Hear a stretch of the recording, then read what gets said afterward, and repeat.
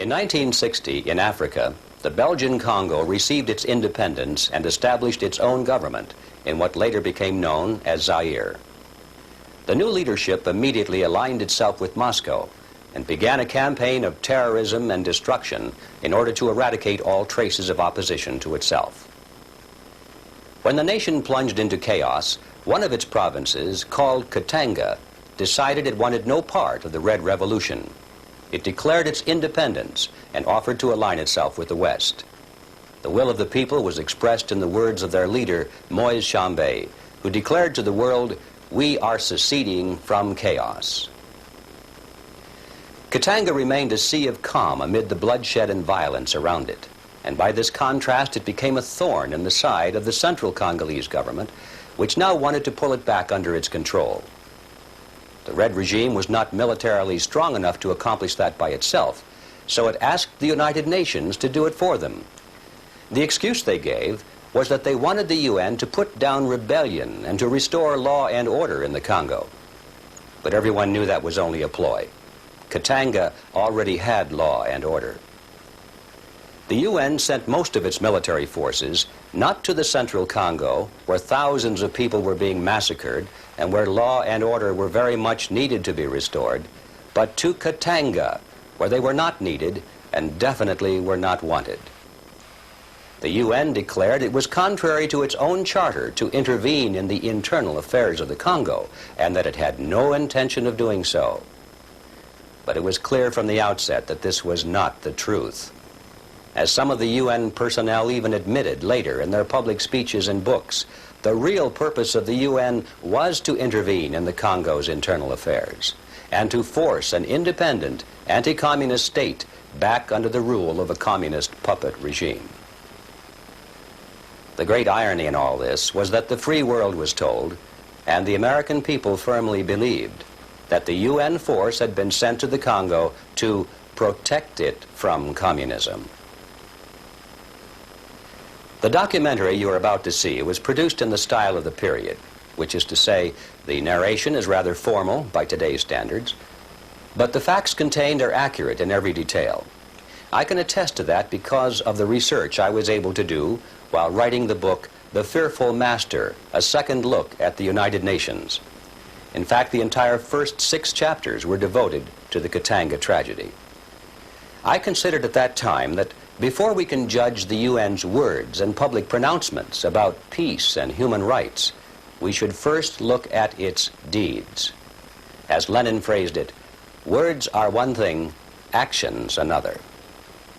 I still think that approach to understanding the UN is a good one, and it's for that reason we have re-released this documentary. The film was made by a small group of private citizens in a last-ditch effort to mobilize American opinion in time to avert the disaster. But only a few prints were made, and those were viewed primarily by small audiences. And so even to this day, most Americans are completely unaware of what really happened in Katanga. The reason this story needs to be told after all these years is that we have not seen the last of the UN so-called peacekeeping forces. Unless Congress reacts to the reality of what is now called the New World Order, we are going to see a UN army used more and more to bring its peculiar brand of peace to the world. And the best way to envision that future is to know the past. It is with that in mind that we now present Katanga, the untold story.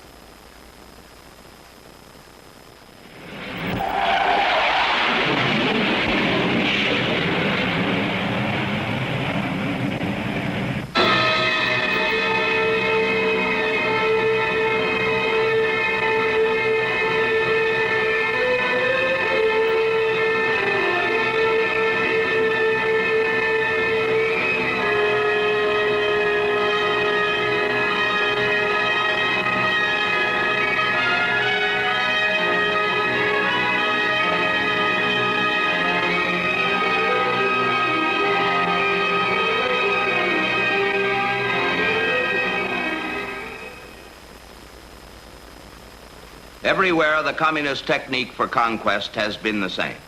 First, a front man or a group to create confusion, incite racial hatred, foment internal strife, then move in and take over.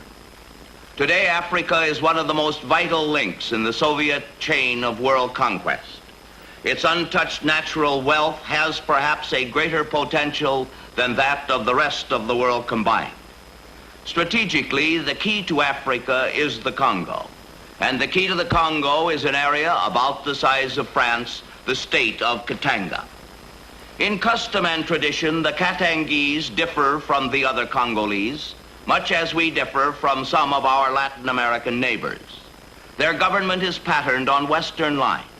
Their president, Moise Tshombe, received his early schooling from Methodist missionaries in Katanga and subsequently studied in Europe. With political independence from Belgium, control of the entire Congo was turned over to what is called the Central Congo Government with headquarters in Leopoldville. But the state of Katanga saw no reason to accept the jurisdiction of the central government, for historically, Katanga had always been a separately administered state, even before the days of the Belgian Congo. They further considered the central government to be communist infiltrated and dominated, and they wanted no part of such a coalition. The people, therefore, declared Katanga to be an independent republic and went on record before the world as being militantly anti-communist and pro-Western in their sympathies. This is the story of Katanga's tragic fight for freedom and independence, and of the efforts of the United Nations to force it back into a coalition government with the Central Congo. Our story begins not in Katanga, but in the Central Congo capital of Leopoldville. June 1960, King Baudouin of Belgium arrives in Leopoldville, capital of the Central Congo, to grant independence to the newly created Central Congolese government, headed by the communist-trained Premier Patrice Lumumba and the political opportunist Kasavubu as president. Here the king, followed by the diplomatic corps and Congolese government heads, file into the Chamber of Deputies in the National Palace, where the elaborate independence ceremony is to take place.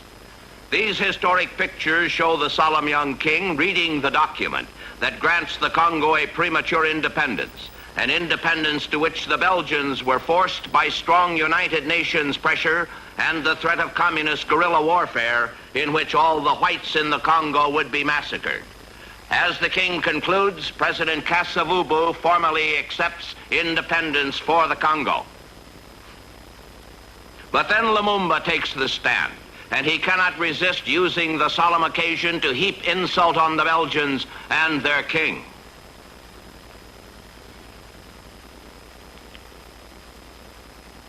The historic ceremony completed, the embarrassed king and his entourage leave the ultra-modern National Palace, which only recently completed was an independence gift of the Belgian people to the Congolese. They leave to attend the official independence mass at the Church of San Maria. Upon leaving the church, the popular king is hailed by an excited crowd seeking a glimpse of the youthful king who has now ceased to be their official head of state. The dominant question now: can a largely untrained people rise to the challenge of independent statehood, or will the Congo become prey to anarchy?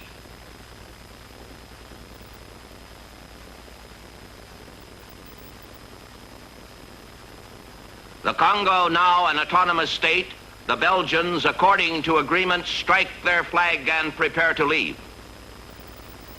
Here the Belgian troops line up the last time before departure for inspection by their commanding officer.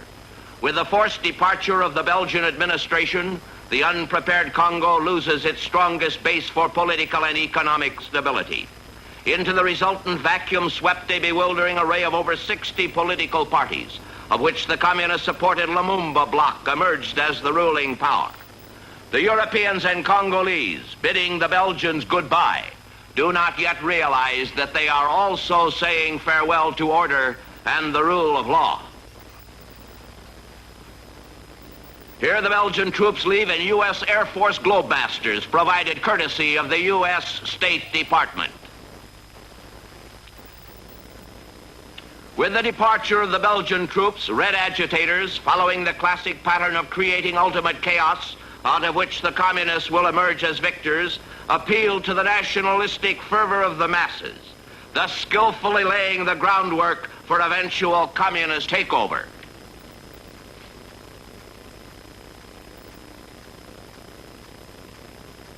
Here, Communist Lumumba, convicted thief, exercises his demagogic talents.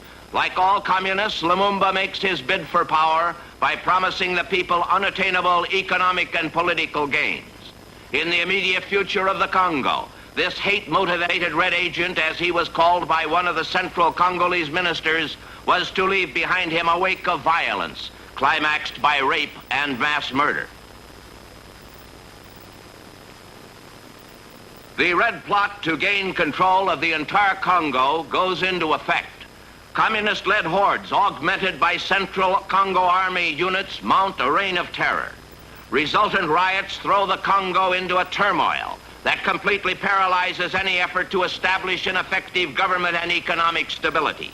Leaderless, armed Central Congolese troops, promised aristocratic privileges in a Lumumba-controlled Congo, go on the rampage, killing all opposition and terrorizing the civilian population, raping, looting, and pillaging stores and private homes. Their primary goal, in Lumumba's words, to exterminate the white race in the Congo. This previously suppressed footage shows a plane load of refugees, mostly women, who, after having been beaten and raped by the red incited hordes, managed miraculously to flee to safety.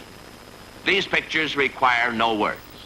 The shocked condition of these people, the terror and fright in their eyes, reflect the unspeakable bestialities that befell them.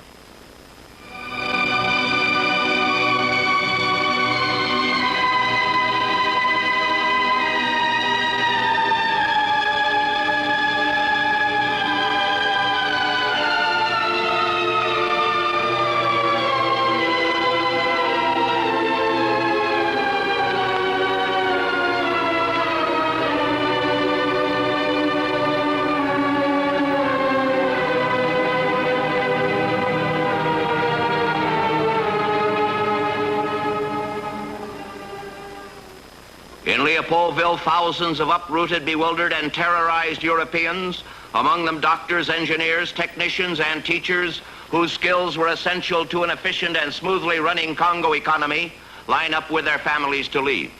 Many of these people had been born in the Congo, but suddenly found themselves deprived of country, home, life savings, and a secure future for their families.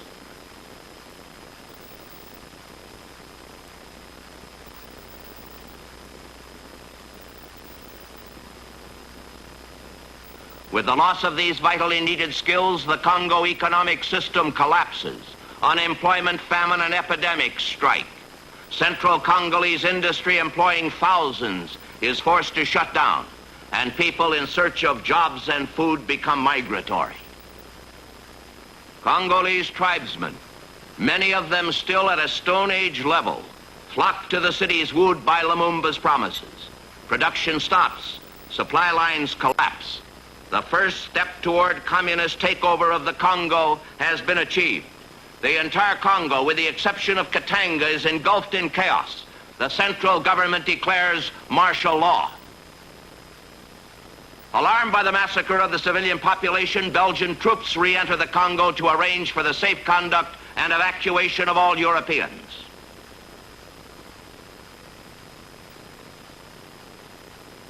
While violence and chaos prevail in the rest of the Congo, life takes its normal course in Katanga province. The old traditions mingle with the hustle and bustle of the modern, close-by city of Elizabethville.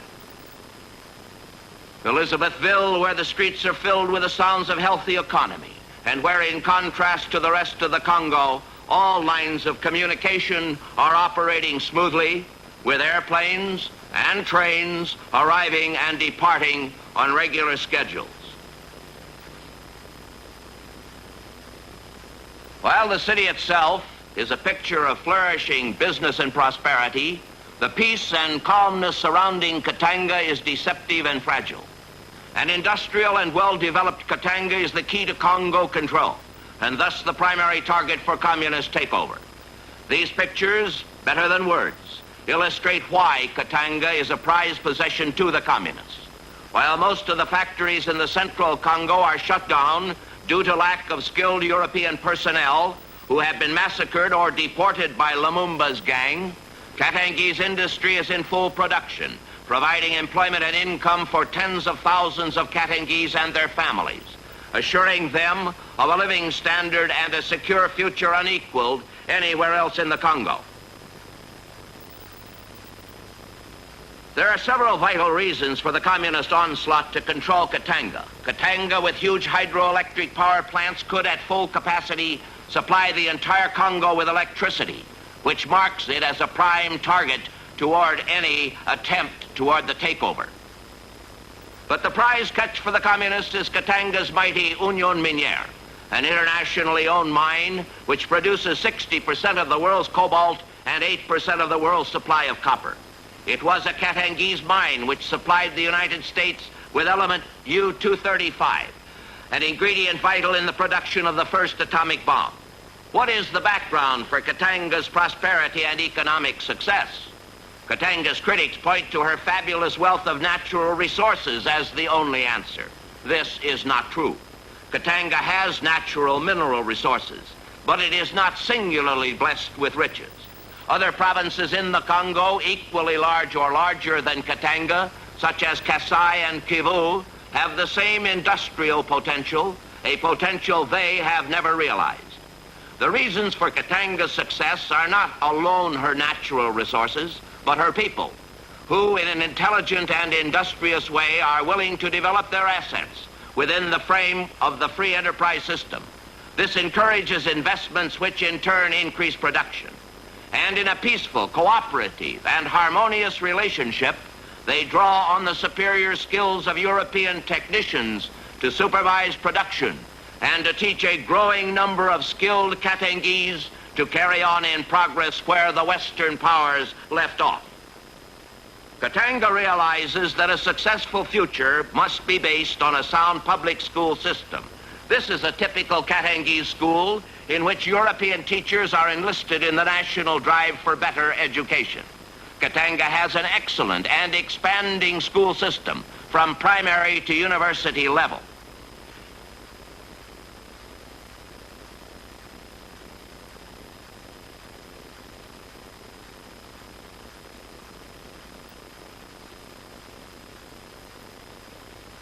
In its many hospitals and health centers, children and adults receive modern medical care and instruction in first aid. A large number of schools in Katanga are mission schools, generously supported and encouraged by the Katangese government. They are staffed with missionaries from all over the world who are widely respected and admired and who receive full support from the population. In addition to regular classes for children, these schools also provide adult courses in a variety of subjects, ranging from hygiene and baby care to home economics. In July 1960, threatened by communist infiltration and violence from the central Congo, Katanga declared its independence and elected Moise Tshombe president of the Republic of Katanga. Here is President Tshombe as he arrives in Elizabeth. The appeal of Tshombe to Congolese, black and white alike, is unique, but in closer analysis, easy to understand. Not even his enemies can deny his vibrant personality, his intelligence, and his dedication to the Republic. Tshombe's stand for the political freedoms cherished by the Western world have gained him the savage hatred of the communists, but it is clear that he has won the hearts of his own people.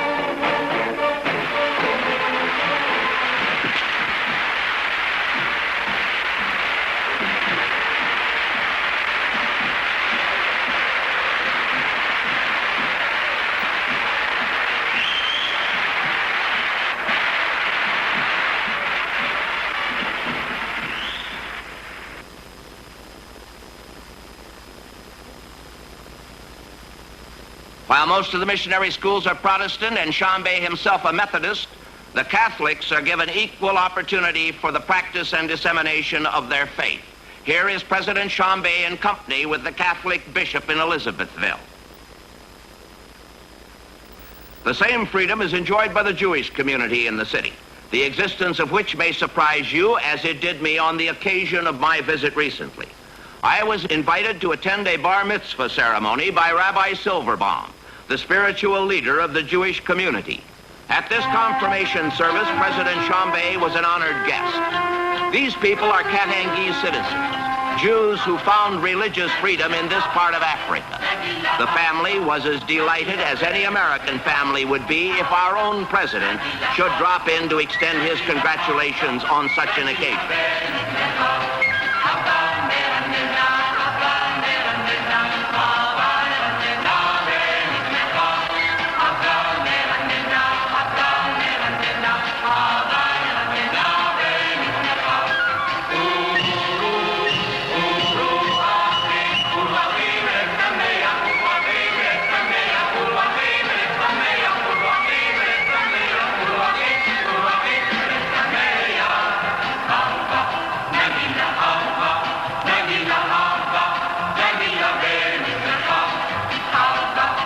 In Leopoldville, the political crisis becomes acute. Blocked in its efforts to communize the Congo and overturn independent Katanga, the communist elements in the central government seek desperately for a device which will reverse the ebbing tide of red fortunes. In the face of food riots and widespread disorder, Lumumba's militia resorts to the classic technique of restoring order. In a shrewd play for world opinion, Lumumba turns to the United Nations in an appeal for United Nations forces to keep his regime from toppling, confident that the Soviet bloc therein will not be deaf to his plea.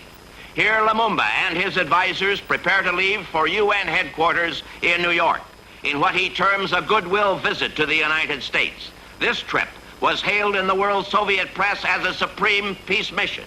Here is Lumumba arriving in Idlewild, where he receives the same warm welcome from the U.S. State Department that was accorded such communists as Khrushchev and Castro before him.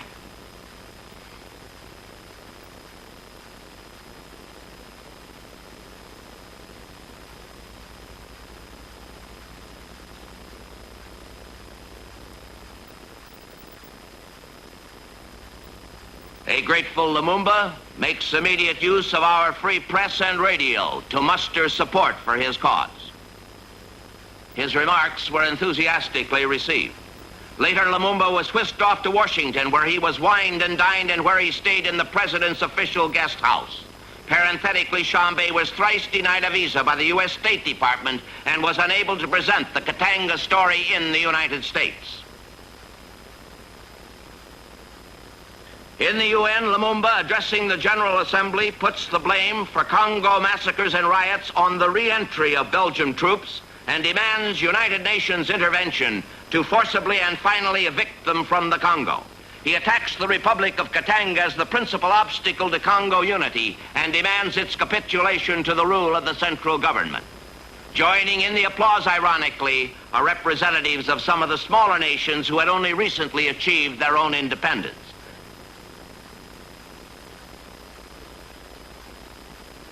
The UN, under strong pressure from the Soviet bloc and so-called weather-vane neutrals, led by Pandit Nehru of India, throw their full support to Lumumba. In this, they are joined by the United States. Mixed contingents of UN troops are dispatched to the Congo to force the Belgians out, leaving the white population and any further opposition once again at the mercy of Lumumba's hordes. While Belgian troops once again leave the Congo, the UN lands troops of mixed nationalities, such as Swedes, Indians, and Ethiopians, who are almost totally ignorant of the actual situation. Transported by Russian ships, a heavily armed contingent of UN combat troops disembarks at a Congo coastal town.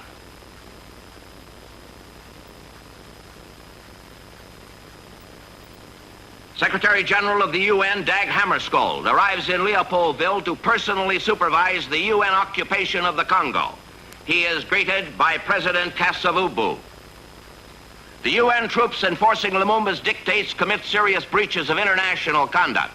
Here, in violation of his diplomatic immunity, UN troops forced the Belgian ambassador Jean van den Bosch at gunpoint out of his embassy and expel him from the Congo. With the Belgians forcibly evicted, the Central Congolese government, supported and advised by UN forces, starts an arms race toward the buildup of a Central Congolese military striking power. Security is tightened in a move to suppress the growing masses of discontented Congolese, whose concept of independence was not that of a military dictatorship. While UN and central government forces combine their strengths, which include all the destructive machinery of modern warfare, the world press cheers the peace efforts of the United Nations in the Congo. Taking advantage of the situation, Congolese government is quick to propagandize through the UN that with Belgians removed from the Congo, the only obstacle to a successful unification is now independent Katanga, which, paradoxically enough, through all the chaos and military buildup around it, has maintained the most peaceful and stable economy in the Congo. While the UN tightens Congo's security and flexes its muscles in a parade of strength, raped and persecuted nuns, missionaries, and civilians continue to flee the central Congo.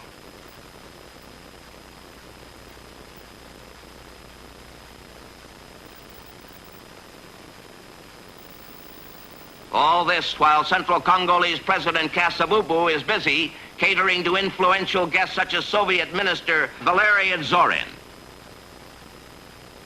Here, Kasavubu welcomes Dr. Ralph Bunche, who represents the wealthy and generous United States.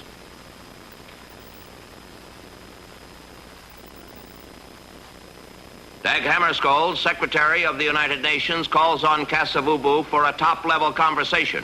Subject: how to crush Katanga's independence and force it to accept the rule of the central government.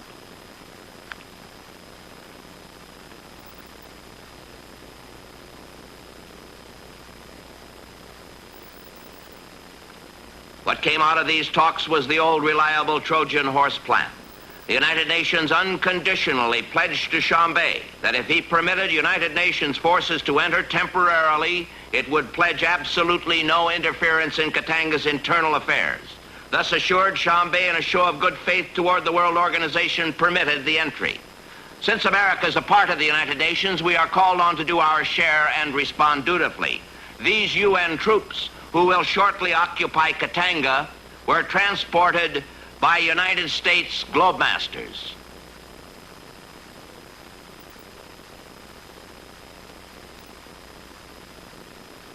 In a gesture that was a curious compound of goodwill and some inner doubts, Chambé and his aides pay an unheralded visit to the United Nations headquarters in Elizabethville to welcome the troops. The atmosphere is friendly on both sides, and there is little to hint that the United Nations forces are anything but temporary visitors.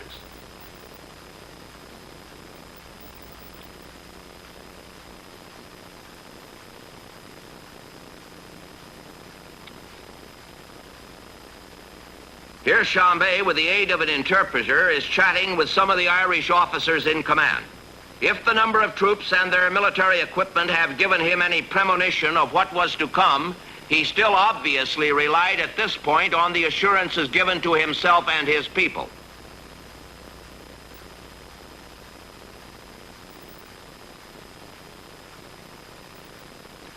His presence quite naturally attracts the curiosity of many onlookers, and when he leaves, a crowd of well-wishers, both Europeans and natives, wave a friendly farewell. In September 1960, the Central Congo erupts into another major crisis. Masses of Central Congolese riot against the openly communistic strong-arm activities of the government. President Kasavubu, in a face-saving gesture, dismisses Lumumba. But crafty Lumumba, backed and protected by the UN, maintains that he cannot be dismissed and defiantly continues the liquidation of his enemies under the direct protection of the UN. Here, smiling and self-confident, Lumumba shows the reporters the official documents that appointed him premier of the Central Congo government and boasts that he still is and always will be the #1 man in the Congo. He points in triumph to the signatures on the document.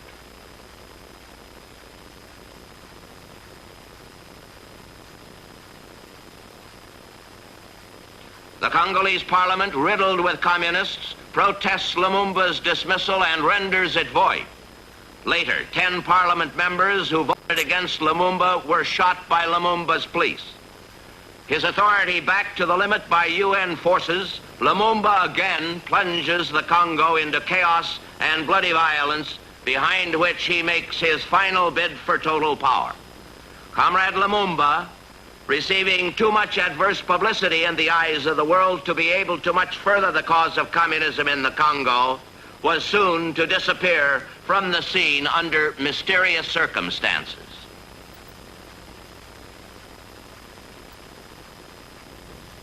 March 21, 1961. After Lumumba's mysterious death, President Chambé, on his own initiative, and to demonstrate willingness to solve troubles of a plagued Congo, meets with leaders of the central government and of Kasai province to work toward Congo unification and to block communist advance.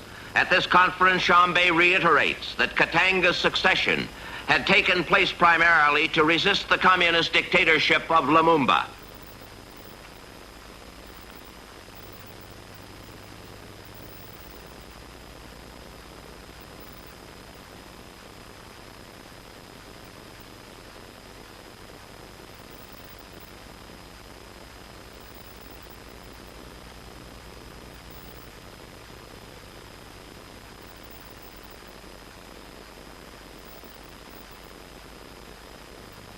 But the UN ignores completely the efforts of legitimate Congo leaders to settle the Congo's internal problems and continues to back the communist faction now headed by Gizenga, an acknowledged Soviet agent. Here, Gizenga arrives in Leopoldville to fill the power gap left by Lumumba. Supported by the UN, he declares himself Lumumba's successor and the new premier in the Congo. In this, he was immediately acclaimed and supported by the Soviet bloc nations and the world left-wing press. Gizenga settled for a vice premiership when Adula agreed to follow the Lumumba line.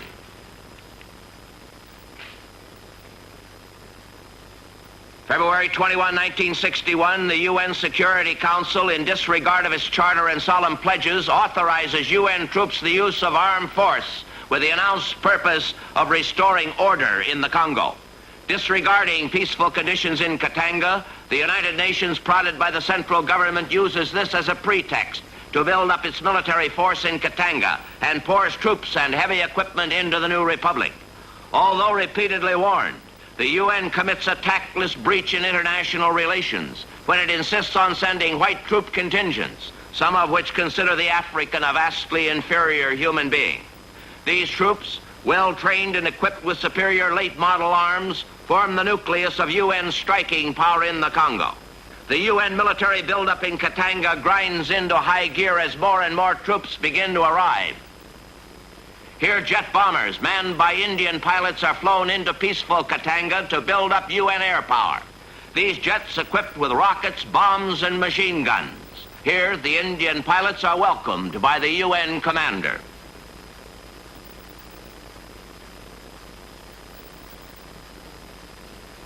All over the Congo, UN officers take stock of their military power.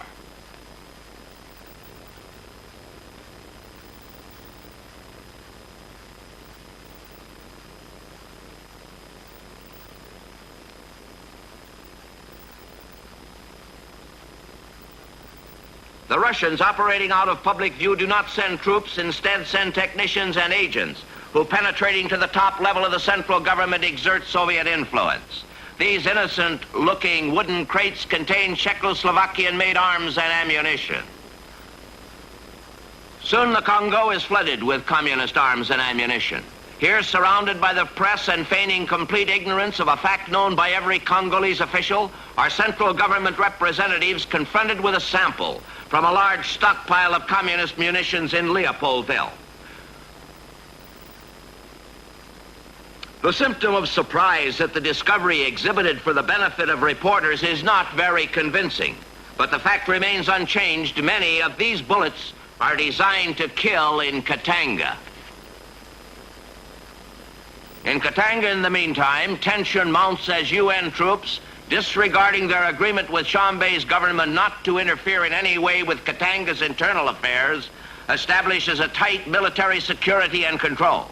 As barbed wire barricades, roadblocks, and checkpoints go up, and certain areas are sealed off limits to all Katangese, it becomes increasingly clear that UN forces have established a military law and rule in Katanga which is synonymous with a military occupation of enemy territory. UN troops, in an obvious transgression on civil rights, stop and check cars and civilians, at the same time occupying all strategic junctions within the city. The Katangese population becomes concerned over military restrictions and with interference with their daily business and lives. In Elizabethville, capital of Katanga, which has the strongest concentration of UN forces, the population protests the United Nations interference into their sovereign affairs. They stage a peaceful and orderly demonstration. Here, Katangese citizens, carrying banners which asks for a halt to UN interference, parade the streets of Elizabethville. The demonstration starts to break up when President Shambay appears to reassure his people and ask them to return to their homes. But the UN, in an abrupt action, takes matters very quickly into their own hands, as heavily armed UN troops and vehicles ruthlessly bear down on the crowd and disperse them at gunpoint. They forcibly clear the streets and impose military curfew on the entire city. The people of Katanga have no choice but to accept the fact that the UN has established a military dictatorship over their country.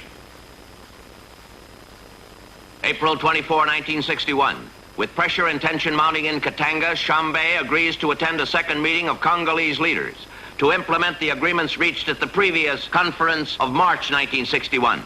This meeting, held in the city of Coquilhaville, was under the direct control of the Central Army. In a treacherous move by Kasavubu, Shambay is stripped of his diplomatic immunity and jailed under brutal conditions until June 22nd. During his imprisonment, the UN command, in flagrant disregard of its agreement, forcibly deports all Katangese civil service workers and army officers of European descent. In defiance, they wave the flag of Katanga. August 8, 1960. Here is the official statement issued by the Security Council.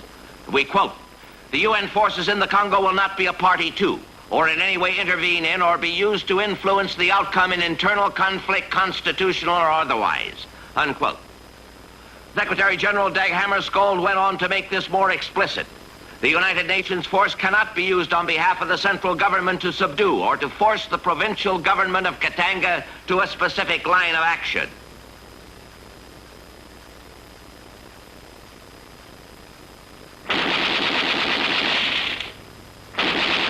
September 13, 1961, and here is how that policy was carried out.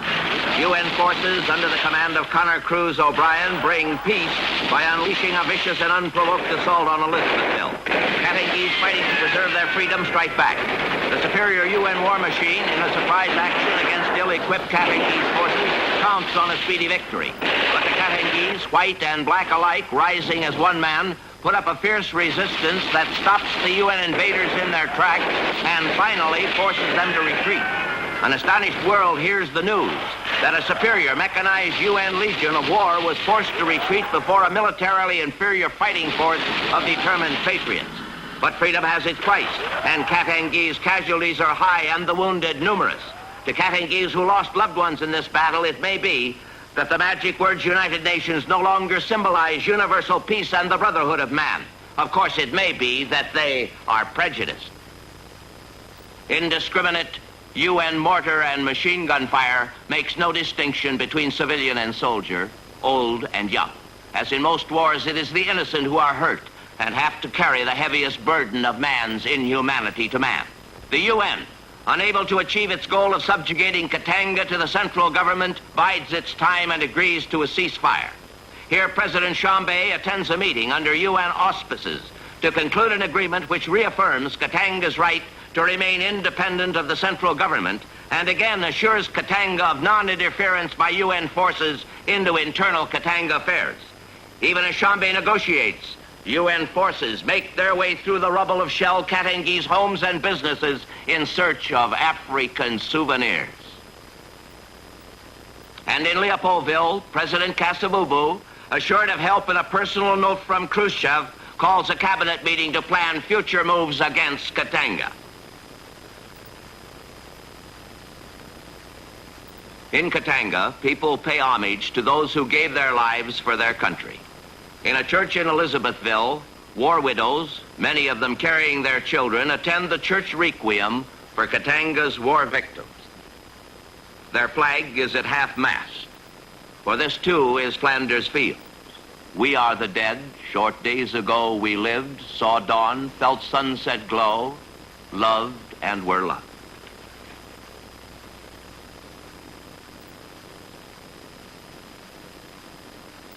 But for the living, there is much work to be done. Now, relying on UN promises, Katanga must rebuild. It must grow, step up production, and more than ever demonstrate to a largely hostile world the vitality of its industry and of its people.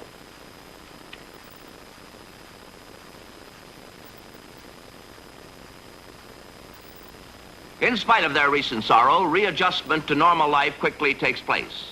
In their off time, Katangese enjoy gymnastics and sports, and for the enjoyment of old and young, games such as sack hopping and barrel rolling.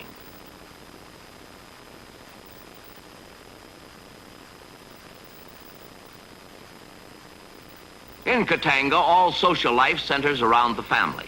The Kutawis are representative of many thousands of married couples in this country. Their home is a modest one. It does not have many of the conveniences and luxuries of the West, but it is spotless and in striking contrast to the huts and shacks seen elsewhere in the Congo. While the peace and work of everyday life once again descends upon the Katangese, the UN takes advantage of the truce by pouring unprecedented numbers of combat troops and military equipment into Katanga. Russian ships continue to unload crates filled with arms and ammunition, and unmarked Russian airplanes, always at the disposal of Central Congo needs, day and night airlift Central Congolese soldiers to Katanga, troops which, according to UN policy and statement, were not to be employed in a fight against Katanga. More UN jets arrived to reinforce the already sizable US-built jets. An Ethiopian pilot flying a U.S. Sabre jet arrives at a UN-occupied airfield in Katanga, where he is greeted by the UN commander.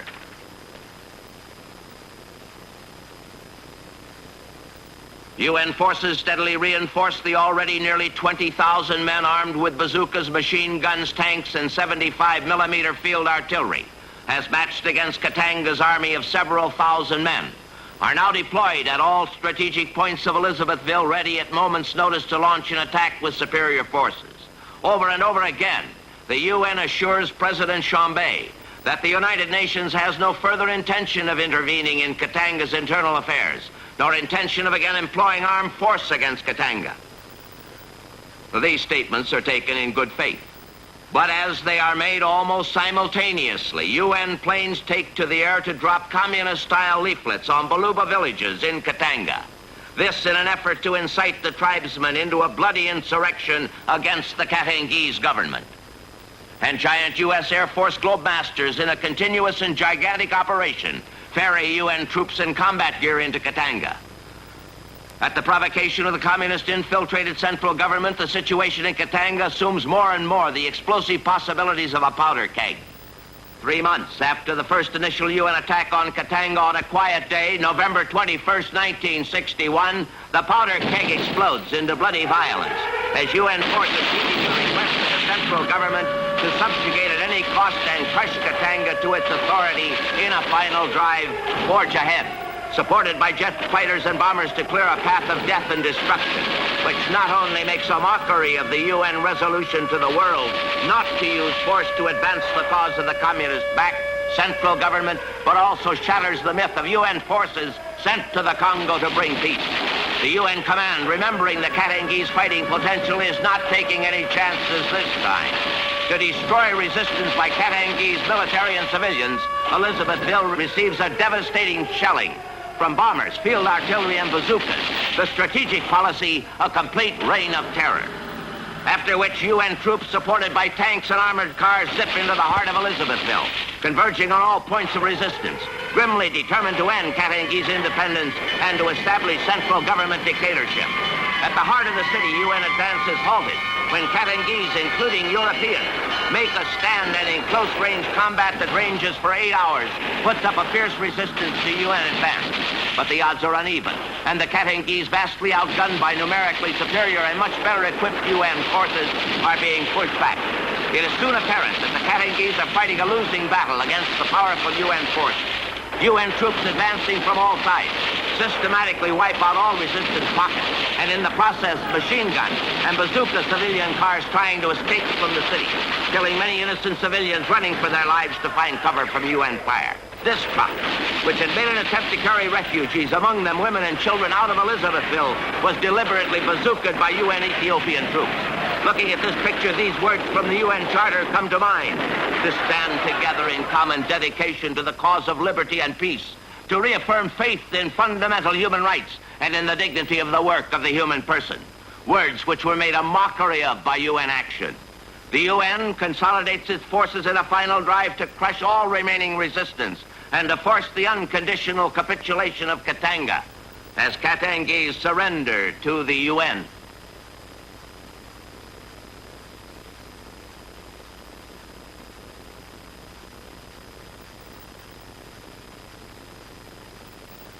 UN patrols make their way through the rubble and burning ruins of what was only days before a lively and sovereign city. A picture of wanton destruction executed by the world's foremost peace organization. His people in severe distress and Elizabethville at the verge of destruction, Chambé speaks to a hurriedly gathered assembly of the international press and appeals desperately to President Kennedy and the free world to stop the senseless slaughter. Chambé takes reporters on an eyewitness tour of an Elizabethville hospital, which, although clearly identified by Red Cross markings and flags, had been bombed and shelled by the UN.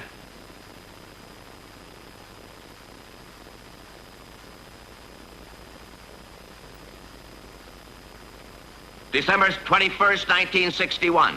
In a last-ditch effort to protect his people, Chambé literally puts his head into the lion's mouth when he flies to Katona to discuss peace with the central government. Chambé does not turn to the UN, as it is clear that the attack on Katanga came at the direct request of the central government. A truce is declared when Chambé vows a scorched earth policy that will leave the conquerors nothing but ashes if the invasion continues. Returning to Elizabethville, Chambé tells his people that Katanga will not oppose Congo unification if it is permitted enough self-government to prevent a communist takeover. But the price of Katanga's fight for freedom has been heavy. Streets once busy and filled with the healthy sound of traffic and trade are deadly quiet and almost deserted. The Katangese economy comes to a standstill. Communication centers, the radio station, the post office are destroyed. Power lines and telephone wires are down. Katanga reels from this savage blow. Casualties are high. Volunteers aid the Red Cross in working around the clock. Hospitals are severely damaged, overcrowded, and without electric power. Doctors have to perform emergency operations under petroleum or candlelight. Many of the slain men and women were civilians who bore no arms. A sworn statement by 46 doctors at the scene characterizes as murder the action of UN troops in machine gunning civilians and Red Cross ambulances.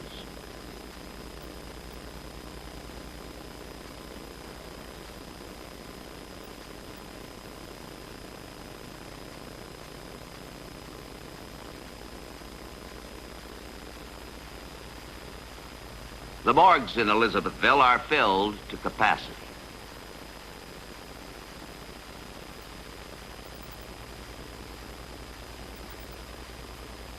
These are Red Cross ambulances spattered with the blood of their drivers. This in spite of the fact that the vehicles were clearly marked and in many cases driven by volunteer women drivers. They were machine-gunned and torn to shreds by UN bazookas while carrying wounded and administering first aid. These are other strategic targets: maternity hospitals, schools, nurseries, mental institutions, private homes, strafed, shelled, and bombed by UN jets and artillery.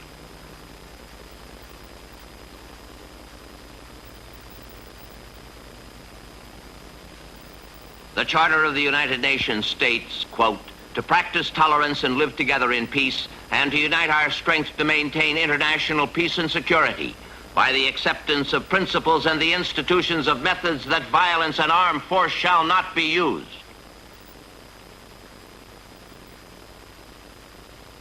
Duly grateful for UN efforts in behalf of his regime, President Kasavubu makes a V for victory. The US dollar was decisive in winning. In military uniform, the Congo commander-in-chief salutes the UN troops to whom he owes so much. Although the 11 communist countries who maintain embassies at Leopoldville denounce the West for not reducing Katanga to utter ashes and dust, Kasavubu knows that the $200 million operation that saved him was financed almost entirely by the United States through the friendly cooperation of our State Department. Kasu was well aware of the support when he rolled out the carpet in September 1960 to receive G. Menon Williams, Under Secretary of State for African Affairs. Williams went to the Congo to see where the U.S. dollar should go and how it should be spent. You have seen the result. The U.S. State Department, beginning with Lumumba, has backed the Central Congo government in full knowledge of its communist affiliations against free pro-Western Katanga. Fortunately for the central government, U.S. State Department backing was not changed by the cruel, near-fatal beating of 14 American airmen by Central Congolese troops. Even when such distinguished Americans as Herbert Hoover, Senator Dodd, Congressman Bruce, and others tried to arouse American public opinion against these and other documented atrocities, they were actually accused by the United States Department of State of, quote, taking bribes.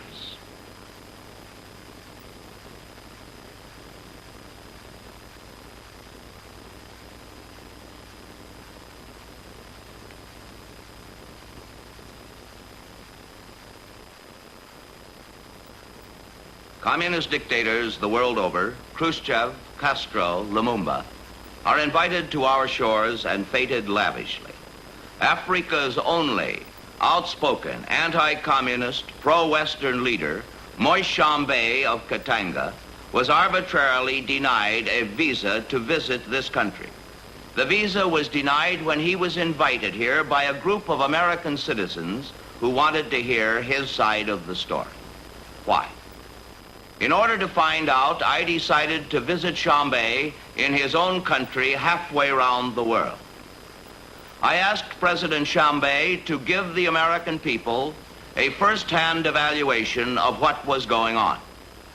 During the course of our interview, President Tshombe was under great personal strain, for in that very hour, word had arrived that United Nations forces were preparing another all-out attack on Katanga.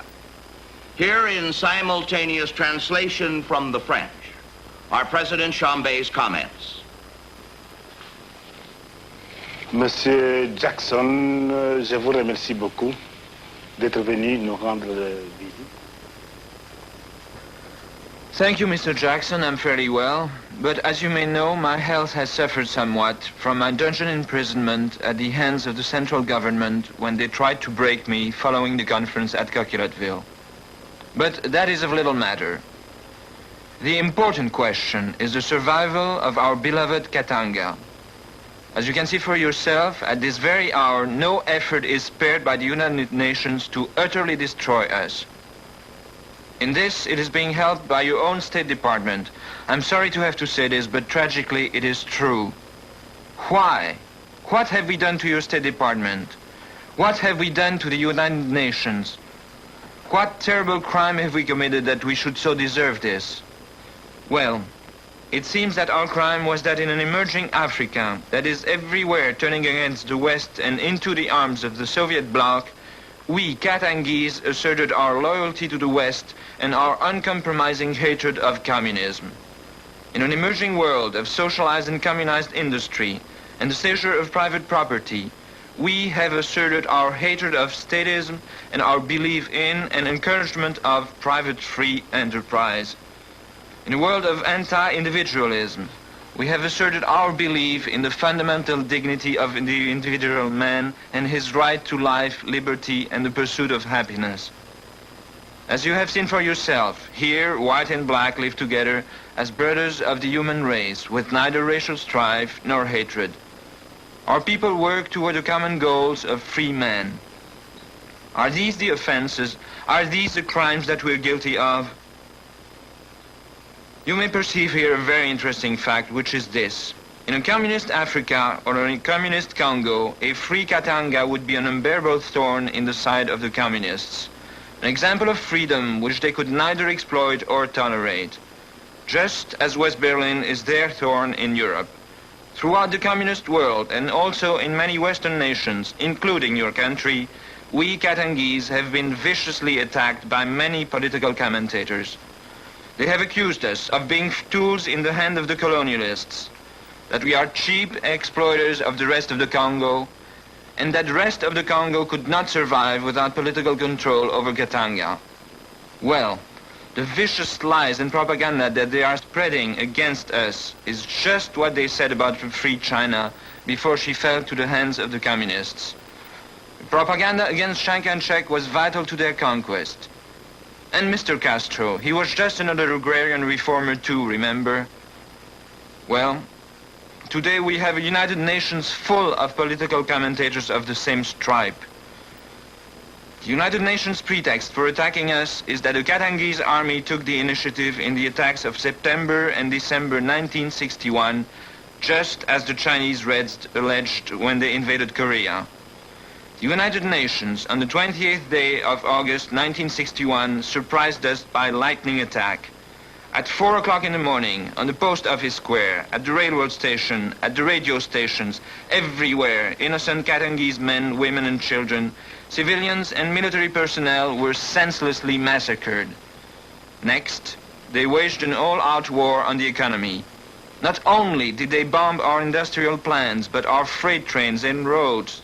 They paralyzed our farms and our water supplies. But one thing they did not count upon was the will of the Katangese to be free. We're not so easily broken, even when the governments of the world seem to be against us. Our enemies have the war-making tools and propaganda machine of vast empires. We have only the simple truth of our beliefs and our desire to be free. I do not know how much longer we can hold out against the limitless pressures, but we shall not hesitate to spend our last drop of blood for our freedom if it is so required. That, I believe, is what your own countrymen did at Bunker Hill. Mr. Jackson, I thank you so very much for your visit here. I'm especially grateful to our friend, Senator Dodd, and to that large section of the American people you both represent. Tell them that the Katangese want to be their friends, but do not hide from them the fact that our people oppose those policies of your present Washington administration, policies which are laying certain ground for communism in the Congo and in all Africa. Thank you, and may God be with you.